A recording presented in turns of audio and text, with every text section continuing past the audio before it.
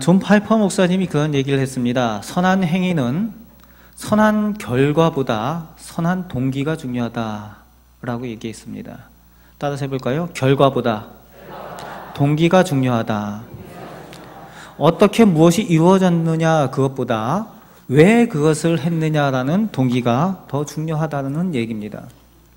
우리가 교회 사역을 할 때에 그것을 왜 하느냐, 하나님의 일을 한다고 하면서 그것을 왜 하느냐 중요하다는 겁니다. 성경 가운데서도 그것이 어떤 결과를 낳았느냐 이것보다도 더 중요한 것은 왜 그것을 했느냐라는 것이 더 중요하다는 거예요. 반드시 성공해야 되는 것이 중요한 것이 아니라 실패를 할지라도 하나님을 사랑하기 때문에 주께서 말씀하시기 때문에 행했다면은 그 가운데에 하나님께서 그것을 인정해 주신다는 겁니다. 이런 은혜 가운데에 그 선한 동기를 가지고 하나님의 일들을 감당하시는 우리 모든 남성교회 회원들과 우리 성도들 되시길 바랍니다. 예전에 화곡동에 있을 때에, 화곡동에서 사역을 할 때에 가까운 김포의 고아원에 고아원을 돕는 사역을 진행을 한 적이 있었습니다. 한 달에 2번, 그러니까 2주에 한 번씩 가서 이제 간식을 사가지고 가서 빨래도 해주고 영화도 보여주고 함께 아이들과 함께 게임도 하고 좀 나이가 있는 친구들에게는 공부 과외도 좀 가르쳐주고 또 이제 청소년기에 들어서는 친구들에게는 또 상담이 좀 필요해서 또 상담도 해주는 그런 사역들을 그 교회에서 함께 참여를 해서 진행을 했었습니다. 그런데 이 사역을 하면서 고아원 원장님이 한 번은 푸념을 하는 얘기를 들은 적이 있습니다. 어떤 얘기를 하는가 하면은 늘 연말연시 때나 아니면 요즘처럼 선거철이 되면은 이제 정치인들이나 이제 대기업에서 찾아온다는 겁니다. 그래서 이제 여러 가지를 가지고 오는데 한 번은 어느 기업에서 날씨가 추우니까 겨울에 그 원아들에게 그 오리털 파카를 기증을 한다고 큰 박스가 5박스를 가지고 왔다는 겁니다. 그 추운데 오리털 파카를 갖고 왔으니까 반갑다고 생각을 해서 이제 그걸 뜯어가지고 아이들한테 주니까 아이들이 안 입는 거예요. 왜 안 입는가 해가지고 그걸 보니까 가슴팍에다가 뭐라고 써 있는가 하면은 명성기업증 이렇게 써놓은 겁니다. 여러분, 아이들이 그걸 입겠습니까? 창피해서 못 입는다는 거죠. 큰 글씨로 명성기업증 이렇게 써놨습니다. 선한 일을 한다고 하는데 아이들 입장에서는 입을 수 없는 옷을 갖다 주면서 그걸 어디 입고 학교를 가겠습니까? 어디 다니겠습니까? 못 입는다는 거죠. 한 번은 또 어떤 사람들이 와가지고 라면만 한 30박스 갖다가 쌓아놓고서 거기 앞에서 아이들하고 같이 웃으면서 사진을 찍자고 하는데 아이들이 웃음이 나오겠습니까? 라면이 몇백 박스나 된답니다. 그 고아원에 하도 라면만 들고 와가지고. 여러분, 똑같이 선한 일을 한다고 할 때에 누구를 위해서 왜 하는가 매우 중요한 일이죠. 그런데 늘 가면 이제 보는 사람이 하나 있는데 청년 하나가 우리 교회 청년이 아닌데 대학원을 다니는 청년 하나가 여기 와서 열심히 함께 섬기는 청년이 하나 있습니다. 그래서 원장님한테 물어봤어요. 누구죠? 저 청년이 누구죠? 그랬더니 이제 그 고아원 원장님이 소개를 해주는데 이제 그 청년이 자기소개를 합니다. 원래 자기도 고아였다는 거예요. 고아였는데 자기가 고아원에 있을 때, 이 고아원은 아니고 다른 고아원에 있었는데 그 고아원에서 고아로 있을 때에 교회 한 권사님이 늘 찾아와서 돌아보면서 돌봐주는데 이 청년을 부를 때에 이렇게 불렀다는 거예요. 어이 아들! 하면서 이렇게 부르면서 늘 다가왔다는 겁니다. 아들이라고. 처음에는 그렇게 부를 때에 내가 왜 아줌마 아들이냐고 이렇게 했는데 초등학교 다닐 때부터 청소년 때까지 늘 찾아와서 만날 때마다 아들 하면서 이렇게 말을 걸면서 챙겨주고 돌봐주고 했던 그것, 이 어느 순간에 내가 변해서 그 사랑에 힘입어서 공부도 열심히 하게 되고 지금 대학도 나오고 대학원도 나오고 그렇게 해서 내가 이제 그 사랑을 힘입어서 그 사랑을 기억해서 이제 자기와 같은 이 고아원의 자녀들을 와서 돌보는 일들을 지금 하고 있다는 거죠. 그러면서 그 아이들을 통해서 자신의 모습을 본다는 겁니다. 그 아이들에게서 나를 사랑했던 그 권사님, 그 사랑을 기억한다는 겁니다. 그렇게 와서 열심히 봉사를 하고 있다라는 그 이야기를 들었습니다. 오늘 본문 가운데에 고린도전서 13장에는 우리가 교회에서 늘 하고 있는 것들에 대한 내용들이 나열되어져 있습니다. 그 내용 중에는 무엇보다도 이것이 중요하다, 저것이 필요하다, 반드시 해야 한다라는 내용들이 오늘 13장 1절에서 3절까지 나열되어 있어요. 강조되는 것들. 1절 말씀에 보니까 어떤 내용이 있는가 하면은 내가 사람의 방언과 천사의 말을 할지라도 라는 말이 있습니다. 사람의 방언과 천사의 말을 할지라도. 한마디로 모범적이고 신앙의 덕을 쌓는 언행을 의미하는 천사의 말과 사람의 방언에 대한 이야기를 하는 겁니다. 여기서 방언이라는 것은 우리가 성령의 은사 때문에 나오는 우리가 무슨 소리인지 잘 모르는 그런 방언을 얘기하는 것이 아니라 이 사람의 방언이라는 것은 가장 우리가 말할 수 있는 가장 귀한 말, 아름다운 말, 그것이 바로 사람의 방언입니다. 가장 아름다운 말, 고운 말, 칭찬하는 말, 덕을 세우는 말, 그런 의미를 가지고 있는 말이 이 사람의 방언이라는 뜻입니다. 그리고 여기서 천사의 말은 우리가 느끼는 가장 영적이라고 여겨지는 권위 있는 말들, 한마디로 해도 권위 있게 느껴지는 말씀에 대한 내용들 가지고 있는 그런 말씀들이 있지 않습니까? 이야기들이 있지 않습니까? 한마디로 해도 하나님이 뜻이 전해지는 것 같고 은혜 받을 만한 그런 표현을 하는 그런 내용들이 이 천사의 말이라는 표현으로 대표를 하고 있는 겁니다. 그런데 이것이 아무 소용없다라고 바울은 말하고 있습니다. 가장 아름다운 말, 칭찬하고 덕을 세우는 말들을 해도, 그리고 가장 영적인 말, 설교나 그런 하나님의 말씀에 대한 이야기를 한다고 해도 뭐가 없으면 아무것도 소용이 없다고요? 사랑이 없으면 그 말과 행위가 진실함이 없고 가식되다는 거예요. 사랑이 없으면 아무것도 소용이 없다라고 얘기를 하고 있습니다. 여러분, 우리나라 기독교 주요 이단들의 특징 중에 하나가 뭔가 하면요, 사회사업이나 구제사업, 사회적으로 복지사업들을 많이 하고 있다는 겁니다. 이단들이 가지고 있는 특징 중에 하나가 자신들이 잘못되었다는 것을 회개하거나 돌이키지 않고 오히려 자기들이 이단이라는 것을 사람들 앞에서 감추기 위해서, 포장하기 위해서 선한 일들, 선한 사업, 복지사업 이런 것들을 한다는 겁니다. 그래서 그들이 하는 일들 보면 우리가 착한 일이라고 하는 일들을 그 사람들이 하는 거예요.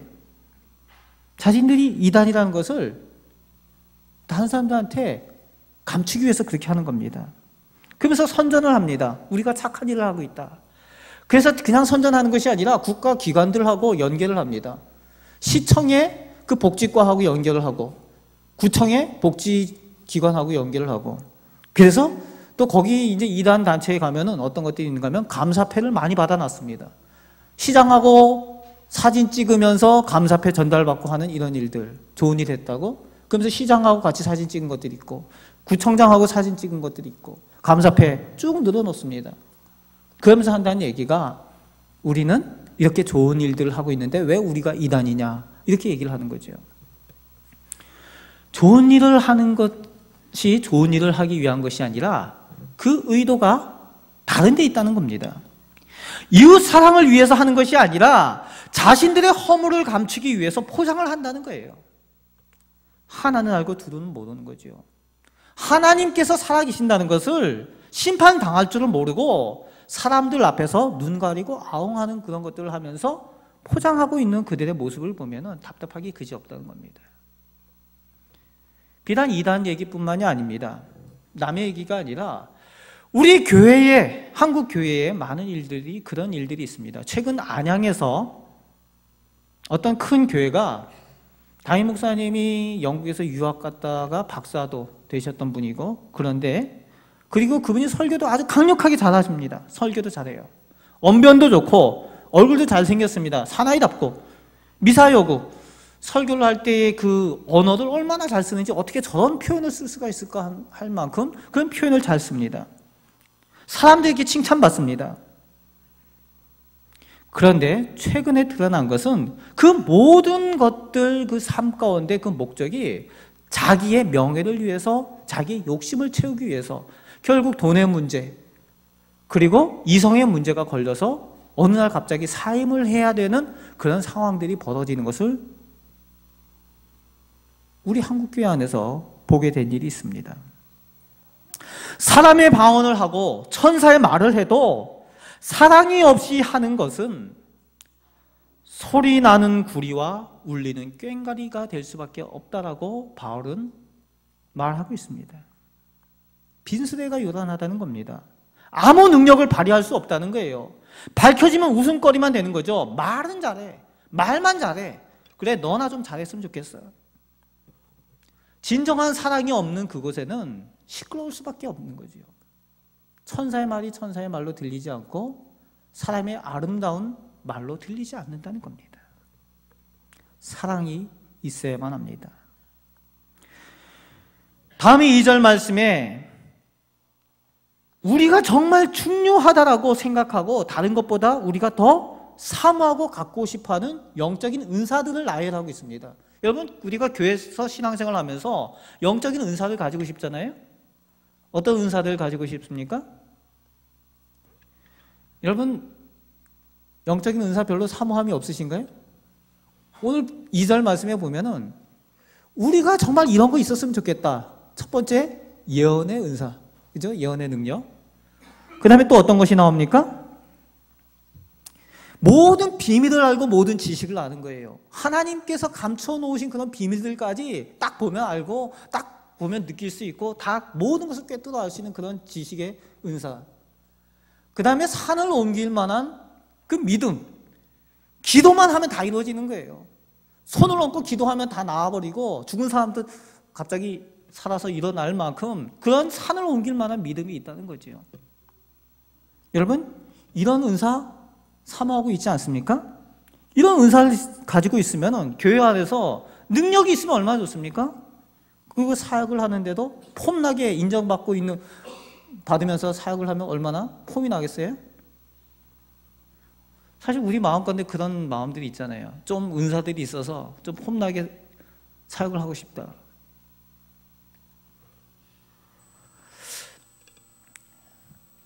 노량진에서 수산시장에서 그 횟집을 크게 하는 한 권사님이 있었습니다.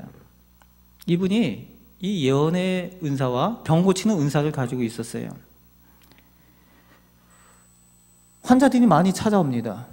그 예언의 은사를 가지고 있으니까 대체로 이렇게 사람을 보면은 어떤 역사들이 하나님께서 이루어 가실 거라는 것을 봅니다. 그래서 많은 사람들이 오는데 그 가운데 이것을 이용해서 전도도 많이 했습니다. 그러면서 이제 늘 고백하기를, 하나님께서 교회를 세우기 위해서 저에게 이런 은사를 주셨습니다. 하나님의 사랑을 나타내고 이웃을 잘 섬기도록 이런 은사를 주셨습니다. 이렇게 고백을 했어요.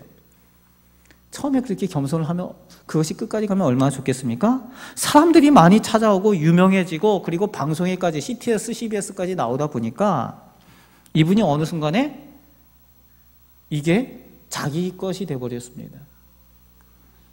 그래서 이제 그 모양을 보면서 담임 목사님이 말렸어요. 방송에 나가지 마라. 어디 집회 가지 마라. 그랬는데 그 인기의 맛을 들이니까 이제 무시를 하는 거죠. 담임 목사님 권유하는 것도 무시하고, 사람들이 조언하는 것들도 가까운 사람들을 무시합니다.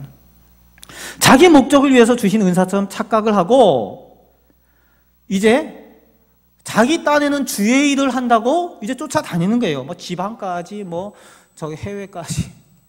쫓아다닙니다. 그런데요, 옆에서 보는 사람들 다 아는 거예요.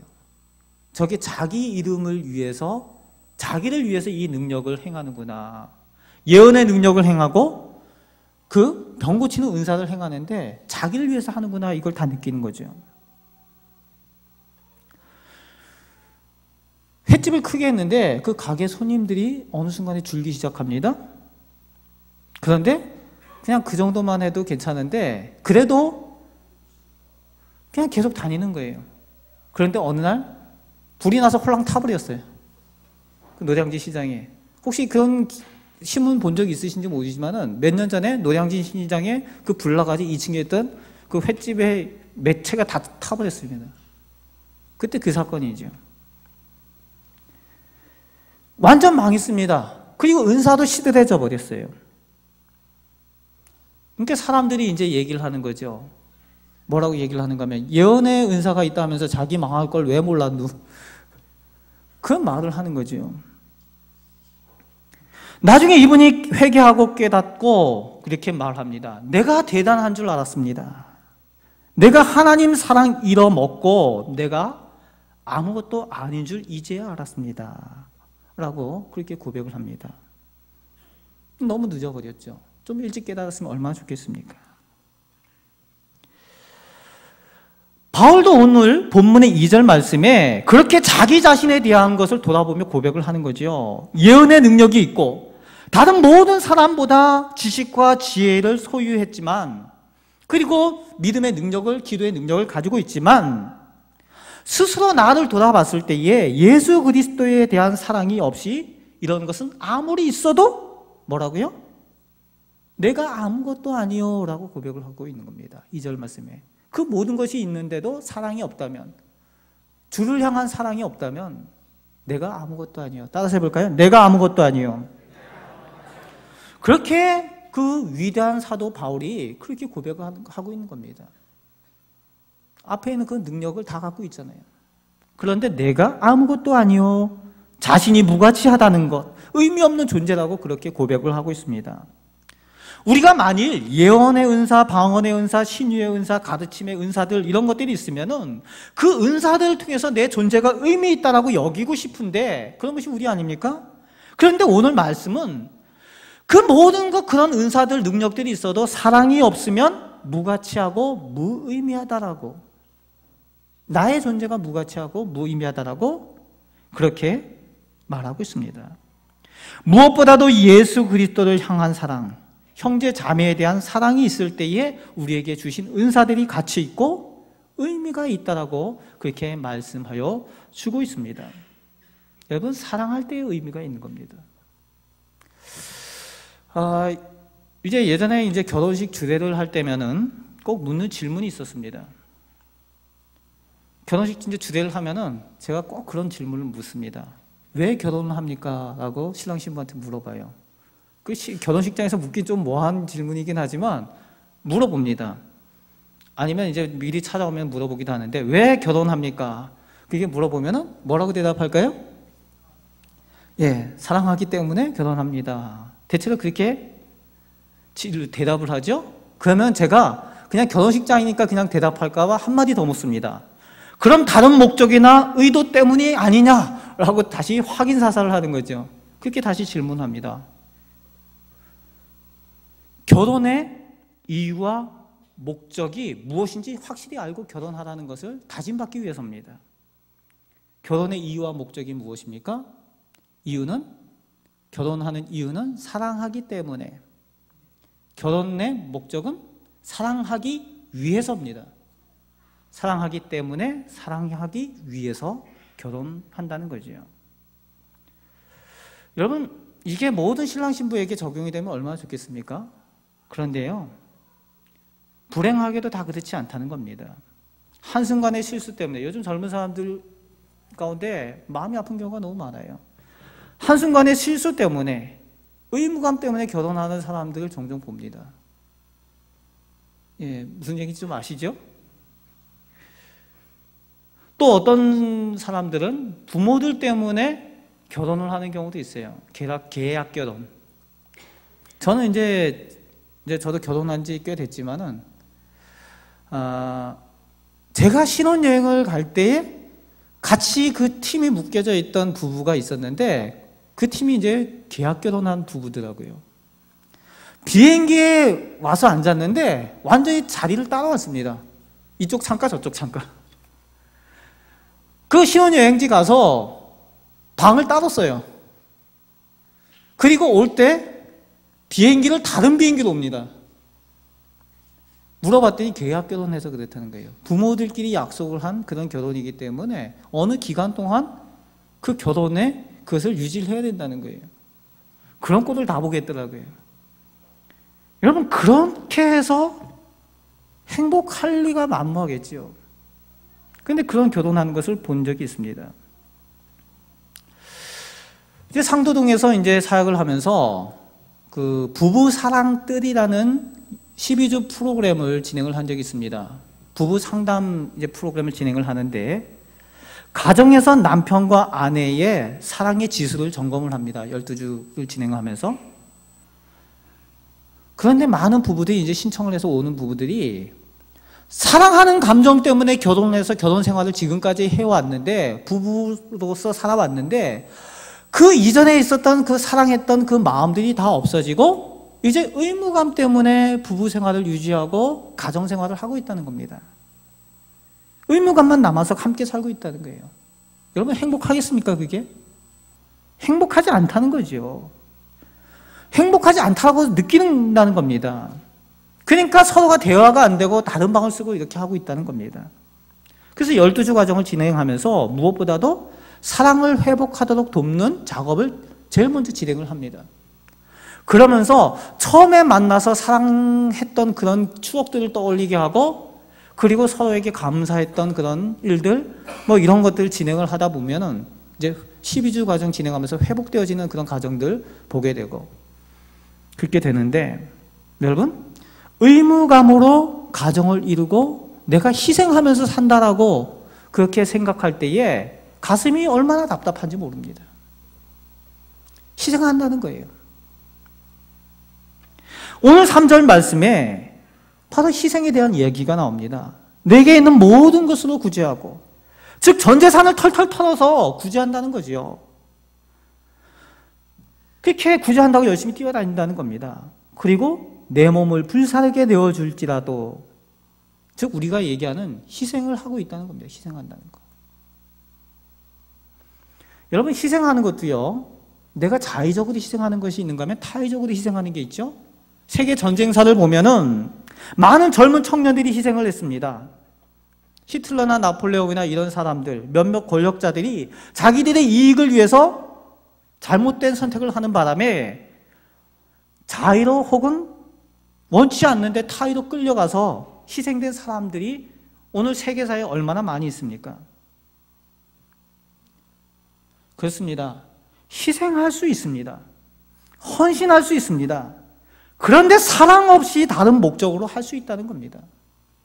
명예를 위해서, 권력을 얻기 위해서, 다른 사람들의 인정을 받기 위해서 내가 직분을 가지고 있으니까 의무감 때문에 어쩔 수 없이 다른 사람들이 나를 보니까 내가 별로 하고 싶지는 않은데 해야 되니까 목적은 다른 데 있는데 희생하고 헌신한다는 거예요. 내 가정이니까, 내 자녀니까 내가 하고 싶지는 않지만 내 몸을 불사르게 내어줘야 된다는 거죠. 여러분, 이게 무슨 의미가 있습니까? 무슨 유익이 있겠냐고 오늘 말씀은 기록하고 있는 겁니다. 사랑이 없으면 아무 유익이 없느니라 바울이 그렇게 말하고 있습니다. 바울 자신이 그랬습니다. 돌에도 맞고 몽둥이에도 맞고 죽도록 고생하고 그렇게 했는데 이 모든 것이 한 가지 이유라는 거예요. 무엇 때문입니까? 의무 때문이 아니라 사랑하기 때문에 이 일들을 했다는 겁니다. 사랑하기 때문에 고생도 하고 매를 맞기도 하고 했다는 거예요. 그래서 사랑에 빚진 자라는 표현을 쓰죠.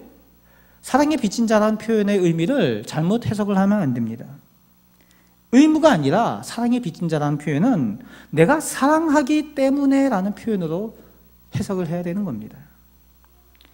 교회에서 많은 설교들이 들려지는데 이렇게 해야 됩니다라는 의무에 대한 얘기를, 내용을 얘기하는 것이 너무나도 많습니다. 그러나 그 무엇보다도 중요한 것은 그 동기가 사랑하기 때문이어야 한다는 겁니다. 내가 사랑하기 때문에 자의적으로. 그래서 요한복음 21장에 보면요, 요한복음 21장에 예수님께서 마지막에 사랑하는 제자 베드로를 불러다 놓고 질문을 하죠. 3번 질문합니다. 무엇이라고 질문합니까? 요한의 아들 시몬아, 내가 나를 사랑하느냐? 요한의 아들 시몬아, 내가 나를 사랑하느냐? 요한의 아들 시몬아, 네가 나를 사랑하느냐? 다른 건 묻지 않습니다. 3번. 네가 나를 사랑하느냐? 이것을 묻습니다. 할 수 있느냐, 능력이 있느냐, 네가 무엇인가를 가지고 있느냐, 자격이 있느냐, 이걸 물어보시는 것이 아니라 오직 네가 나를 사랑하느냐, 이것만 물어보시는 거예요. 여러분, 우리도 마찬가지입니다. 다른 걸 묻지 마시기 바랍니다. 또 다른 대답하지 마시길 바라요. 자격, 조건, 소유, 능력 다 주님 앞에는 필요 없습니다. 주님 앞에는 오직 네가 나를 사랑하느냐, 이것만 물으신다는 겁니다. 사랑이 본질이고 나머지는 다 그저 사랑에 따라가는 것들 뿐입니다. 주님을 사랑하는 주님께서 다 나머지는 다 책임지시기 때문에 그렇습니다. 오직 사랑하느냐고 물으십니다. 그것으로 할 수 있는 겁니다. 예수 사랑, 그 예수 사랑할 때에 우리가 맡겨진 사명을 감당하고 사역을 감당할 수 있습니다. 우리 찬양 아시죠? 예수 사랑, 나의 사랑, 내 맘속에 넘쳐 형제를 사랑해. 같이 해볼까요? 예수 사랑, 나의 사랑, 내 맘속에 넘쳐 형제를 사랑해. 다시 한번 자매를 사랑해. 예수 사랑, 나의 사랑, 내 맘속에 넘쳐 자매를 사랑해. 교회를 사랑해. 예수 사랑, 나의 사랑, 내 맘속에 넘쳐 교회를 사랑해. 여러분, 예수 사랑, 예수를 사랑하는 그 사랑이 내 안에 넘칠 때에 내가 그 동기 때문에 형제를 사랑하고 자매를 사랑하고 이웃을 사랑하고 교회를 사랑할 수 있습니다. 여러분, 의무로 하지 마시기 바랍니다. 사랑으로 하시길 바랍니다.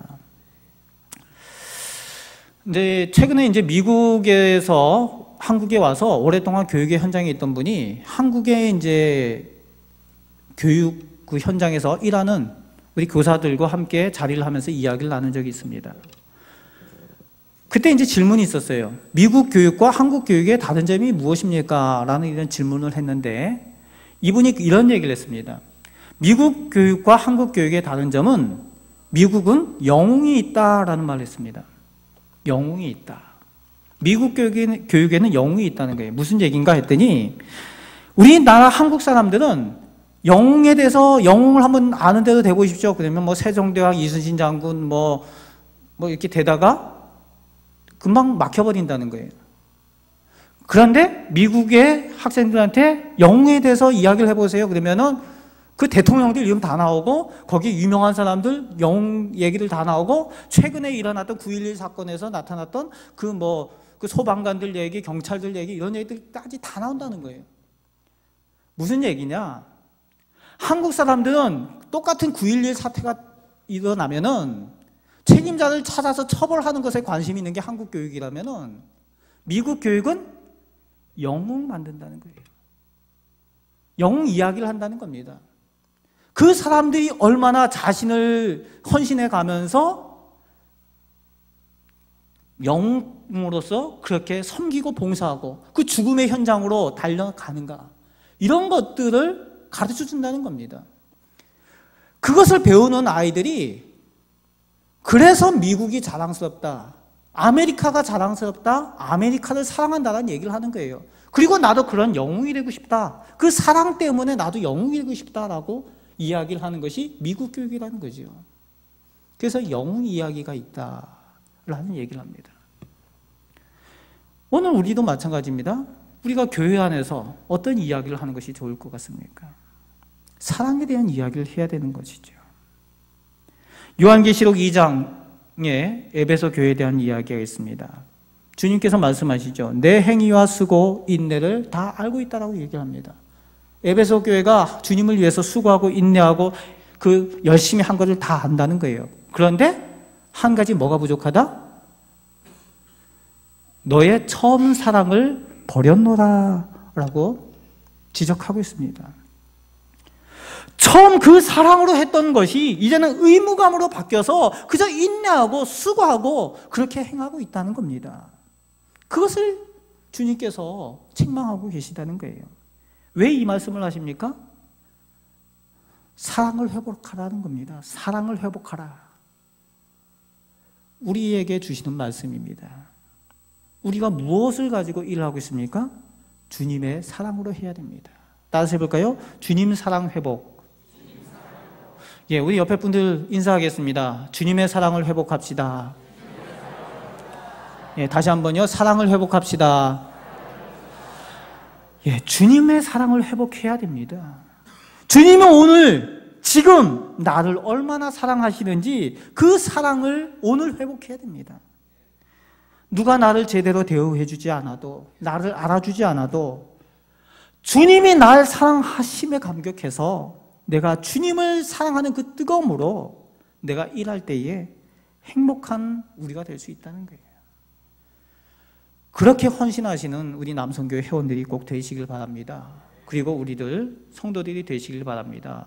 주님께서 나를 사랑하신 그 사랑, 그 동기를 가지고 주님을 사랑하는 그 사랑을 가지고 맡겨진 일들 사랑으로 감당하시는 우리 모든 성도들이 되시길 바랍니다.